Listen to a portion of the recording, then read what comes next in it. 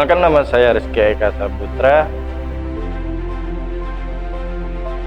Saya Widiawati. Nama saya Haifa Atikah. Saya Tiara Salsa Dwi Amelia. Saya Priska Nabila Putri.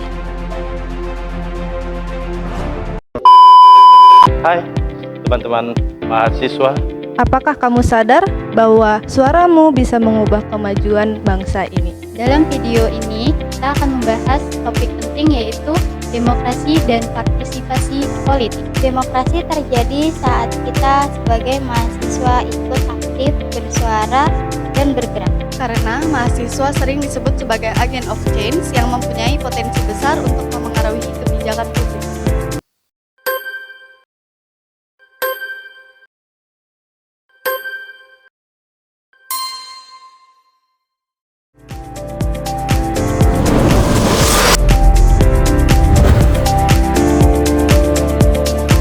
Demokrasi merupakan sistem pemerintahan yang memberikan ruang bagi rakyat untuk terlibat dalam pengambilan keputusan melalui mekanisme yang transparan dan inklusif. Demokrasi diwujudkan melalui pemilihan umum secara langsung, kebebasan berpendapat, dan keterlibatan masyarakat dalam pengambilan keputusan publik. Hal ini merupakan indikator utama kehidupan demokrasi. Indonesia menganut sistem demokrasi Pancasila. Demokrasi yang berlandaskan nilai-nilai Pancasila, mengutamakan musyawarah, gotong royong, dan keadilan sosial. Partisipasi politik yaitu keterlibatan warga negara dalam kegiatan politik, termasuk memilih, berdiskusi, mengkritik kebijakan, baik secara langsung maupun tidak langsung. Adapun bentuk-bentuknya bisa berupa: yang pertama, pemilihan umum atau pemilu. Warga negara memilih presiden, wakil presiden, anggota DPR, DPD, dan DPRD di tingkat pusat dan daerah. Pemilihan kepala daerah atau pilkada. Warga memilih gubernur, bupati, dan wali kota secara langsung. Keterlibatan dalam partai politik dan organisasi masyarakat. Warga dapat memperjuangkan aspirasi melalui partai politik atau organisasi sosial. Penyampaian aspirasi melalui demonstrasi, petisi, diskusi publik, hingga media sosial untuk memengaruhi kebijakan pemerintah. Yang terakhir ada pengawasan dan kontrol sosial.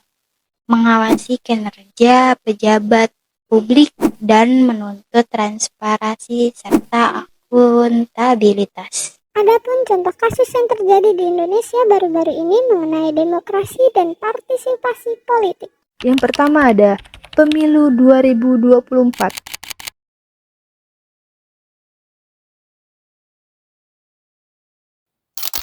Indonesia terus menunjukkan tren peningkatan partisipasi pemilih. Pada pemilu presiden 2019, partisipasi mencapai 81,9%, dan pada pilkada 2020 partisipasi sebesar 76,9%, meski di tengah pandemi COVID-19.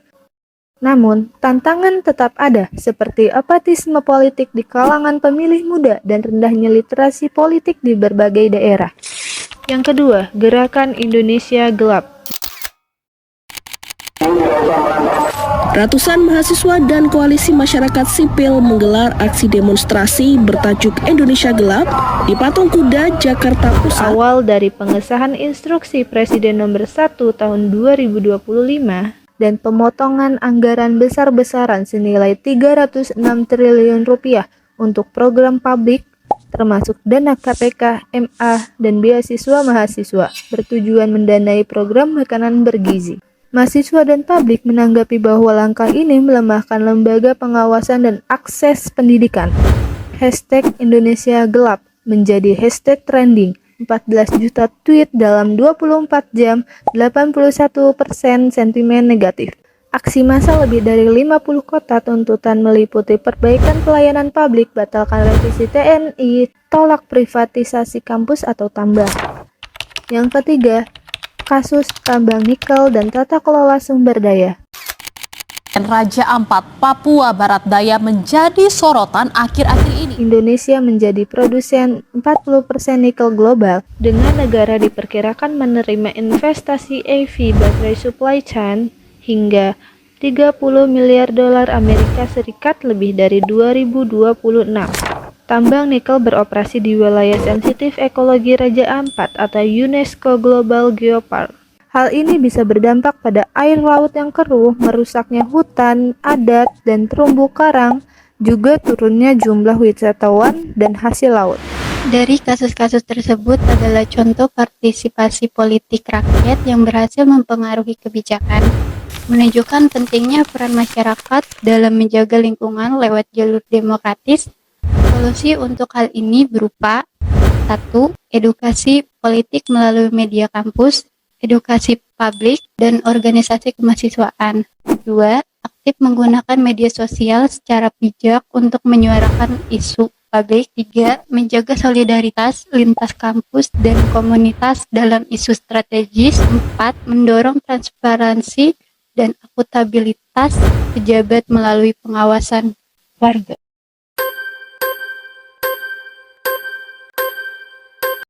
Dari penjelasan tadi, kita bisa memahami bahwa demokrasi bukan hanya sistem politik, tapi juga ruang bagi kita untuk bersuara dan berpartisipasi. Partisipasi politik mencakup berbagai bentuk, dari ikut pemilu, berdiskusi di ruang publik, hingga menyuarakan isu melalui media sosial atau aksi damai. Kasus-kasus tersebut menunjukkan bagaimana aksi warga mampu mempengaruhi kebijakan publik.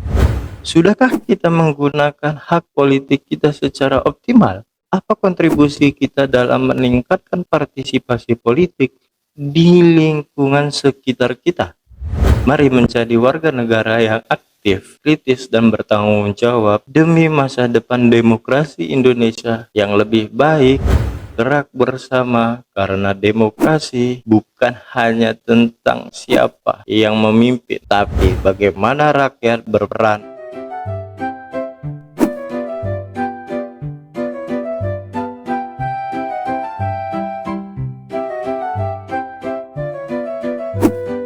Hai, jika kalian suka belajar bersama kami, jangan lupa subscribe, like, dan komen juga ya.